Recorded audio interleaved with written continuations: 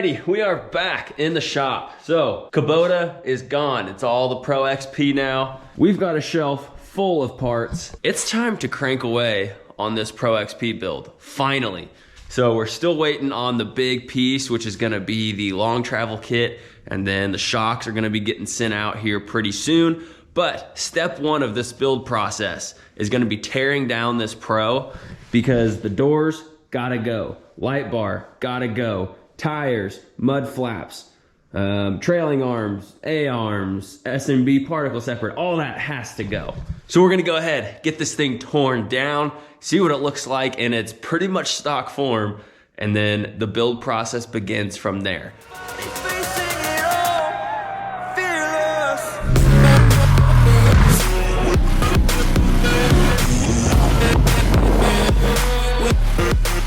Before we get breaking into the Pro XP, I wanted to show you guys some stuff I picked up at my local Harbor Freight.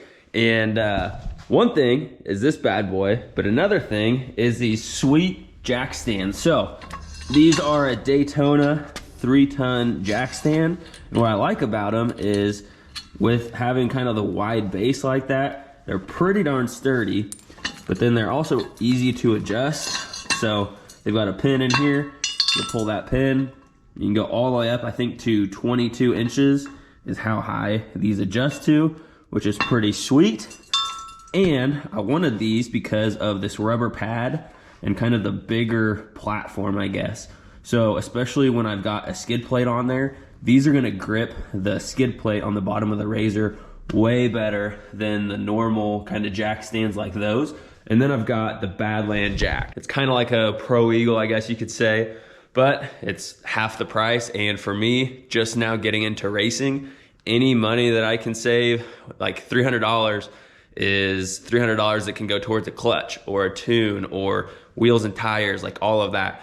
And a lot of people use this jack and it has proven to be really well built. We're actually gonna unbox this thing and get it thrown together, because we're gonna have to jack this up once we get everything torn off of it and get those jack stands under it, because the wheels and tires gotta go, all the suspension parts gotta go, and pretty much built back with the new parts.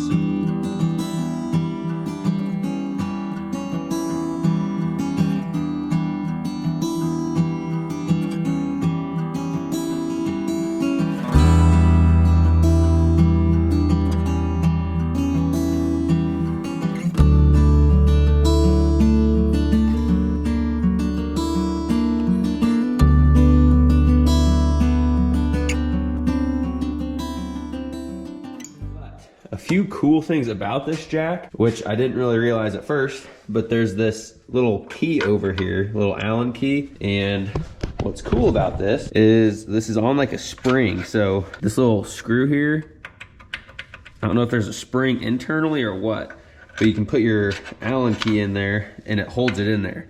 And what this is for is taking this piece off. So this is like your extension. So for like the RZRs and anything else that's got a higher ground clearance, you'll thread these two bolts off. I'm gonna leave them on for now because I'm gonna need it. But you can thread those two bolts off of there, and then you just have a flat disc down here. So like for working on our car, I'll be able to take this off, slide this, just the jack with this small plate on there. Then I don't have to deal with this big extension. Say you wanna wheel your jack around and you don't wanna have to deal with your handle kind of moving all over the place. Flick that lever down, it'll lock into place. Then you can just wheel your jack around. Moves it around pretty easy. Then if you want to store it, flick that up and your jack goes back vertical. So that's actually a pretty freaking cool little jack. I'm kind of pumped on it. Alrighty, now we are ready to start tearing into this Pro. I had to test out the jack a little bit, did a little bit of a frame modification, I guess you could say. You'll see that in the next video with the new cross member, but it actually works pretty darn good. So definitely pumped on the new jack. We're gonna be using the crap out of it this year. Now it's time to start tearing this thing apart. I think I'm just gonna start with stuff up at the roof and work our way down until we can get this thing up on jack stands and really tear into the suspension. Let's get it.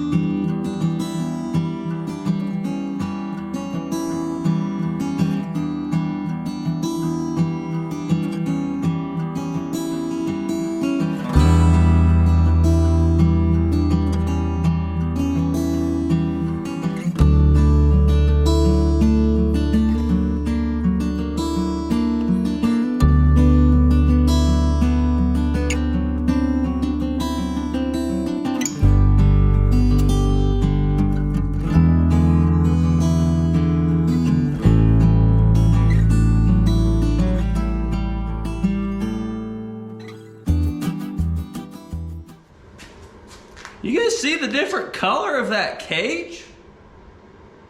That is gnarly looking.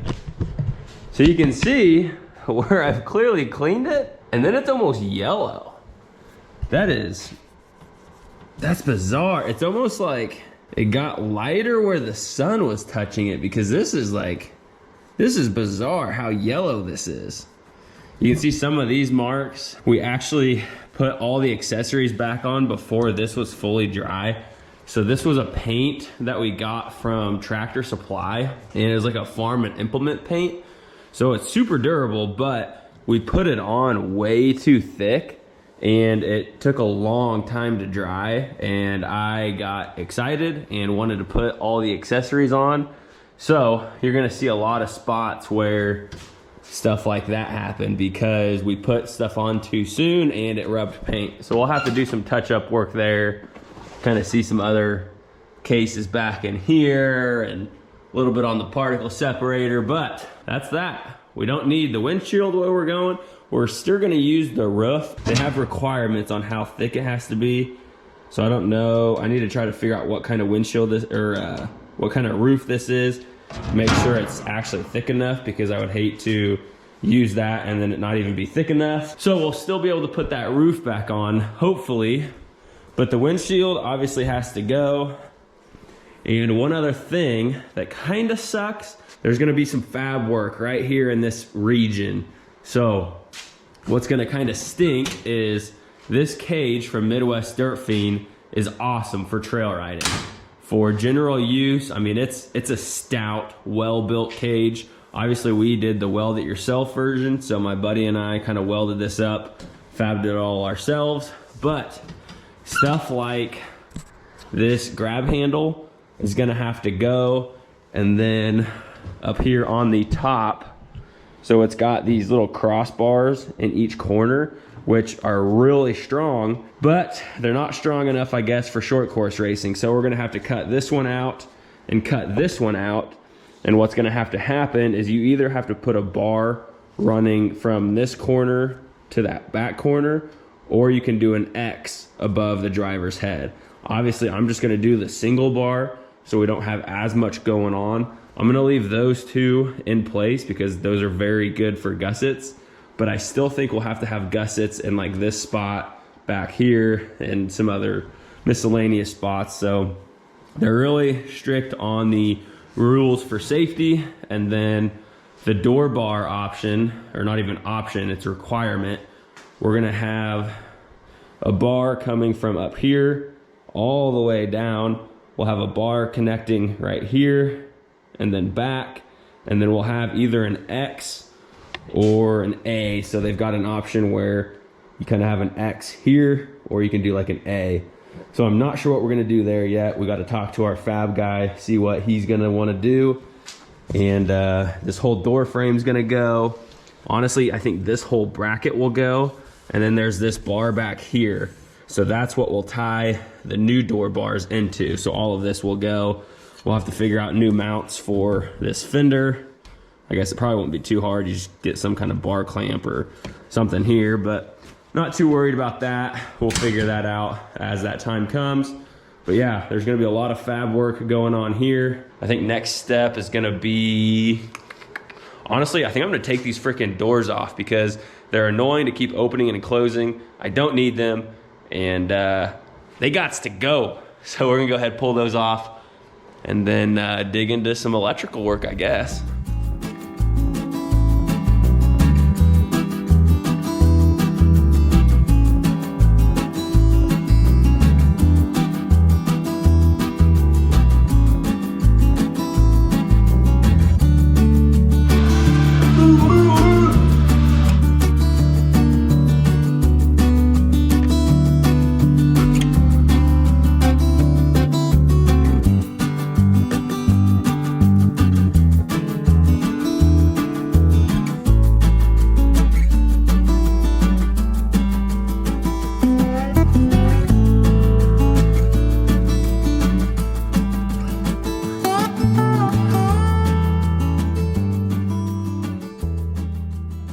I think I got to pull these two bolts out, then the door's coming off, and then Let's see here. We got the fenders.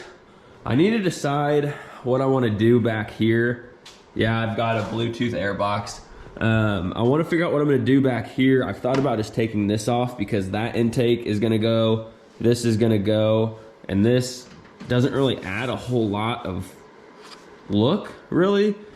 So yeah, I think I might end up taking that off, and then we'll just have to make a mount for the fender to keep it all tied in. I'm going to leave this on. I'm going to remove the exhaust cover. I'm going to leave the rear fascia on. I'm going to modify it just a little bit. But I still like the look of that and where the tail lights are. I'm gonna leave those on for now. And I just kind of like how that looks, how it ties it all together. So we're gonna leave that. Like I said, we'll go ahead and pull these doors off. And then I need to pull the rock blocks off the front, pull them off of these rear fenders because I'm gonna try to sell those probably at a pretty big discount because they are pretty well used and a little banged up. Gonna have to sell both seats. Let's look inside here. Gonna pull the seat mount out.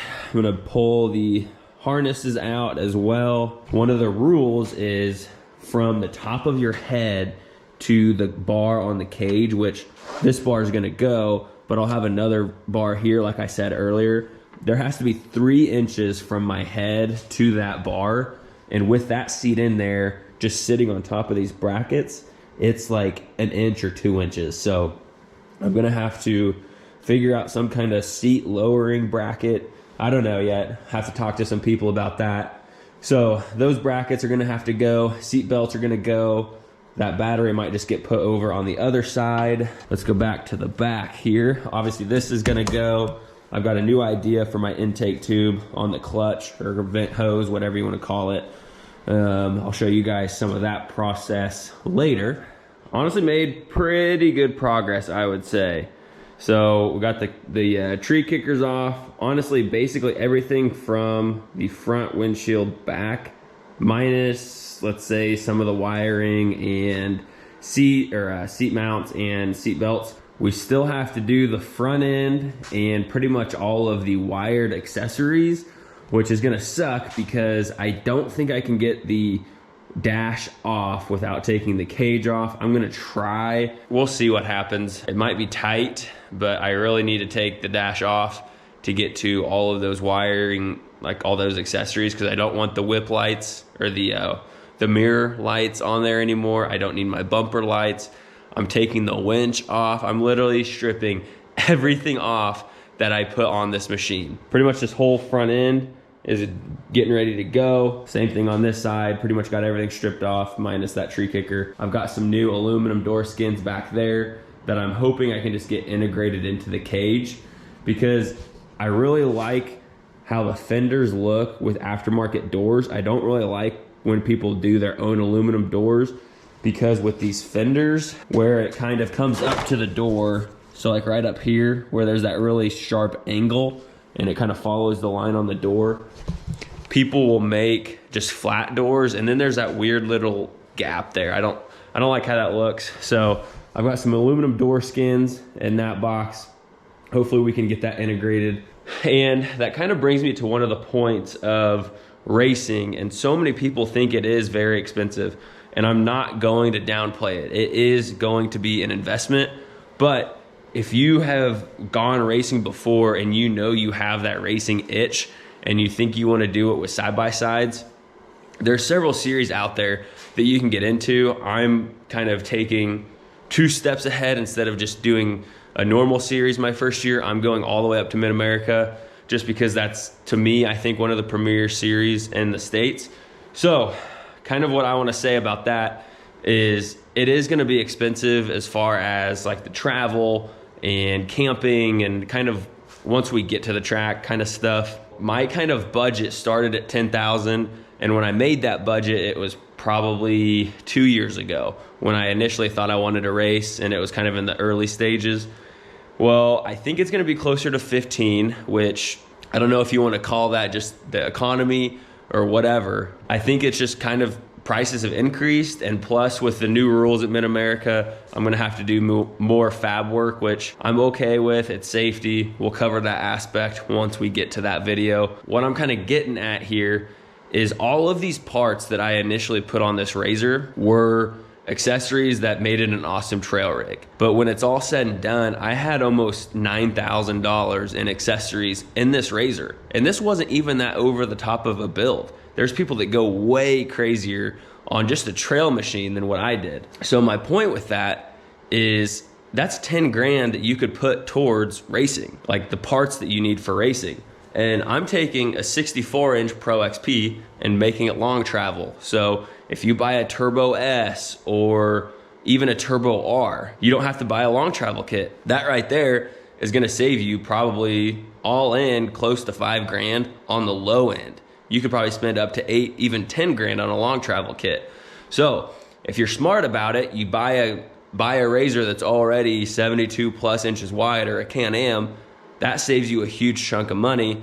And I have the Ultimate, which that's not really the best model for racing, at least short course racing, but I'm gonna make it work. I've got some plans with the suspension, and we're gonna try to get that dialed in. But that's another probably 6 grand upgrade from the base model RZR. So right there, if you get a very base model RZR that's already 72 inches wide, that almost covers that gap of money just to get to a Pro XP Ultimate short course build. So if I would do it again and I knew I was gonna wanna race, I would buy a base model Polaris RZR and then build the cage, and then all you have to do is safety stuff. You don't have to do the long travel, all the suspension work, and you're already at a lower cost because it's a base model. So if you do it right, you probably spend the same when it's all said and done in a trail rig versus a race car,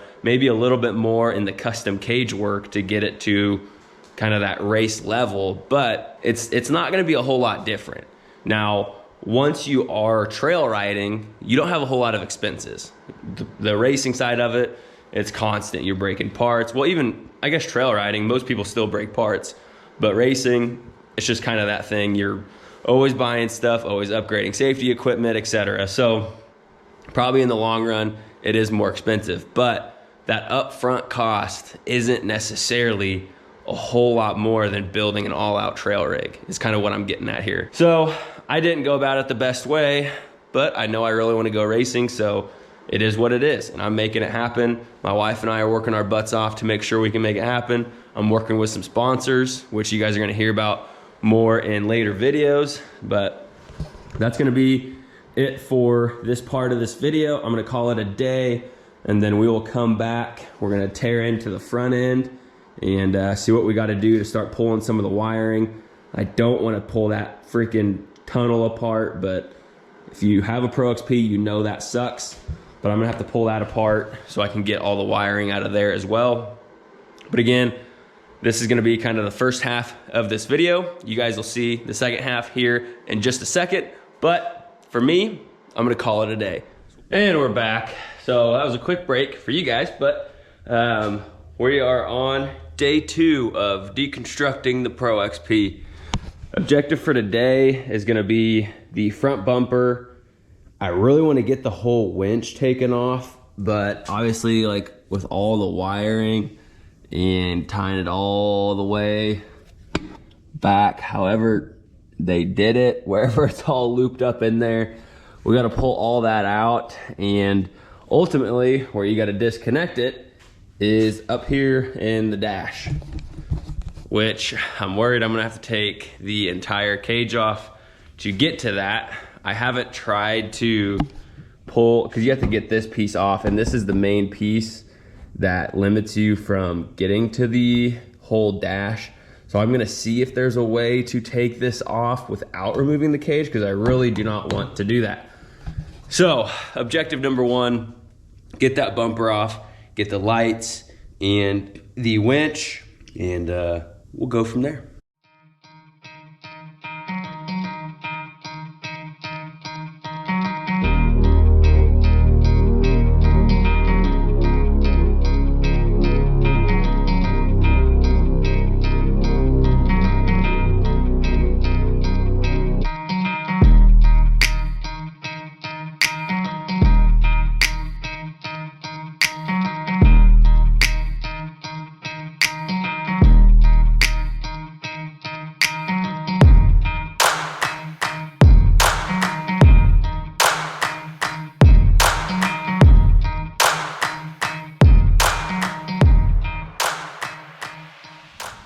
wasn't too bad. I was kind of worried though, because I didn't put that on. I got that ordered from the factory, and I wasn't sure if the winch mount got put on and then the winch got put in place, but I think that winch gets put in the mount and then that whole thing gets bolted on.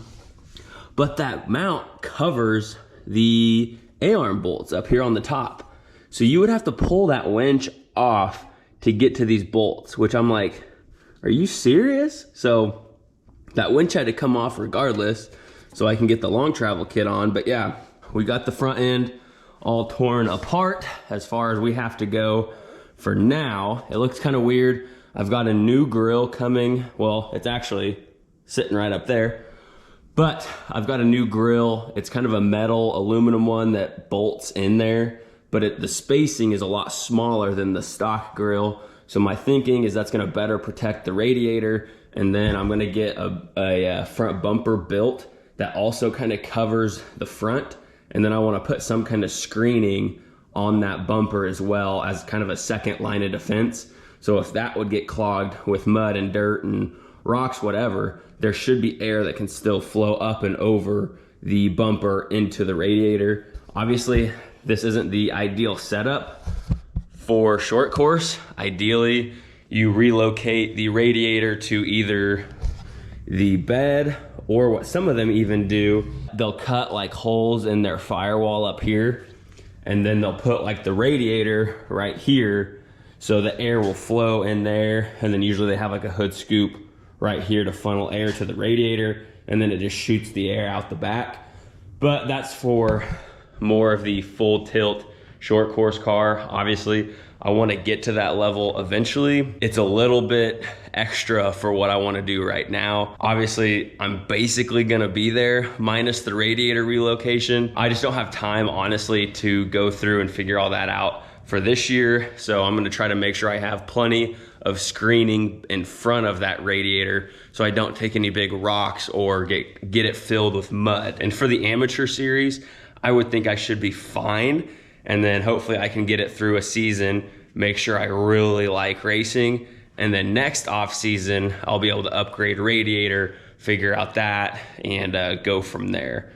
Because honestly, it's gonna happen. I guarantee it. So we'll cross that bridge when we get there. And then it really just depends on the route I go and the sponsors and how that all goes, because I don't really need speakers and the ride command and all that for short course racing. It'd be nicer just to have a super simplified platform instead of all the electronics and stuff. If I had the ability and the money to build a short course car from scratch, it would be a bare bones RZR with minimal electronics, but this is gonna do. I don't know why it looks cool with everything off of it. I'm really looking forward to this build. The one part I'm really not looking forward to is pulling all that wiring.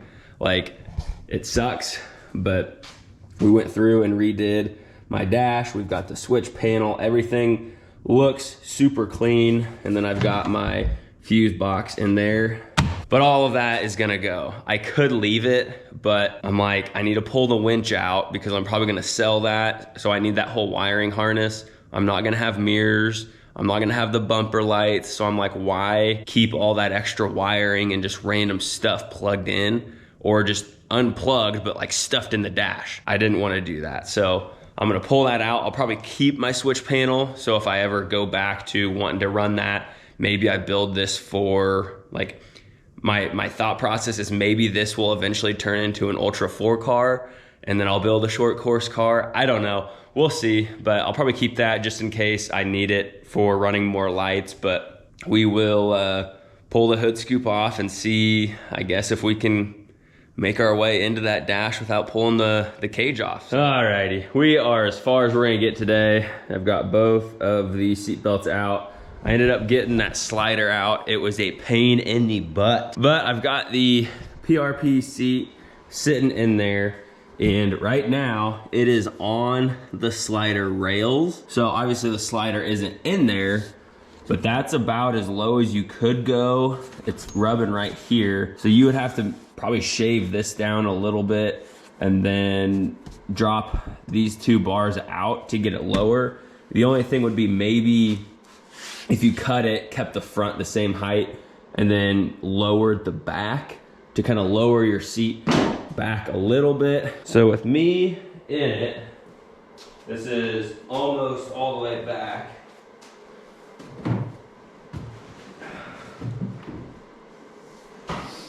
This is all the way back pretty much, which I would have to bring it farther forward because I can't quite get the throttle all the way down. So I need to be able to have full throttle when I'm in a race. So I'd have to pull this seat up just a little bit. But I've got, like before I had about a fist worth. Okay, let's see how long the GoPro stays on this time. It's got 50% battery, but it freaking quit. I don't get it. So I stuck the GoPro right by the heater, warmed it up a little bit. We'll see if it lasts longer this time. So, like I was saying, I've got just about a little over a fist worth, almost 2 fists to get to this bar here. So when I have a helmet on, that'll add a little bit of space, but I think that'll give me plenty of clearance. And then there'll be the bar that runs here, but that's gonna be more up and to the right. So I don't think that's gonna really affect my headroom at all. And it honestly seems like with this seat, I'm almost farther to the right, and maybe it's just how I have it set up. But before, I felt like I was in line with this tube, and now I'm honestly a little bit to the right of the steering wheel, which I don't really notice it when I hold the steering wheel. And I'm honestly kind of okay with it. I feel like I'm a little bit closer to the center of the vehicle. But I think like if I would slide the seat forward a little bit and then recline back, it might drop me down just a little bit and give me some even more room.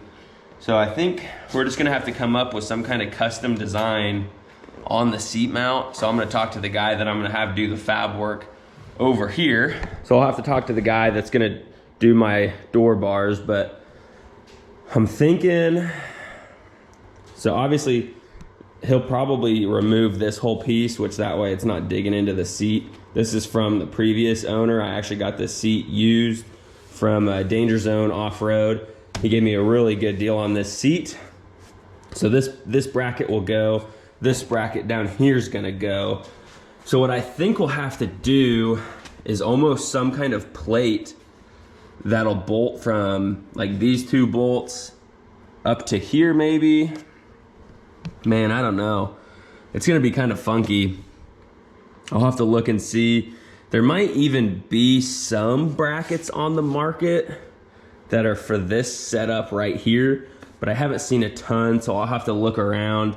And again, we might just have to do something custom. I'll want a little bit of adjustability front to back, but usually what they'll do is just put slotted holes. So like if your bolt is here, they'll do a slotted hole about like that, so you have a little bit of movement. Same thing in the back, and then sometimes they'll do like 3 or 4 slotted holes, so then you can do your raise and lower. But we'll have to figure out how we're gonna make that happen. That'll pretty much probably be my fab guy. So we've got the seat kind of sitting in there. I like how I was sitting in there. I've got plenty of headroom, I think, so I'm not worried about that. Cage is still sleek looking. I was worried I was gonna have to do something different there, but I think we're good to go. So that's gonna be a wrap for this part. Honestly, I think the next part for you guys is gonna be when I'm starting to put new parts on this thing, because all I have to do now is dig into the dash and pull out some of the electrical, like literally all of this rat's nest. It's not too bad. I've tried to keep it relatively organized, but I'm gonna have to pull all of that out, all of this stuff. And I don't really wanna bore you guys with that because I've done the install for all of that stuff. So yeah, I think that's gonna be pretty much a wrap for taking apart the RZR. Everything's pretty much off of it that I need to. And then once the long travel kit's on, once I get the shocks back from the tuner, we'll be able to actually get this machine off to fab so they can get the door bars, the roof bar, and doors all figured out, and we'll be ready to rock and roll, baby. So that's gonna be it for this video. Thank you guys so much for watching. Stay tuned for the next part of this build series. I'm super, super stoked to get this thing rolling. I'm very pumped on some of the sponsors I've already got on board. I'm gonna hopefully be talking about that a little bit more in my next couple videos. Still working on First Form, that First Form Outdoors athlete search. Still chugging along, fingers crossed, because that would be huge. So thank you guys for watching. Hit that like and subscribe button. Drop a comment down below for what you are most excited for on the Pro XP build, and we will frickin' see you in the next one. Peace.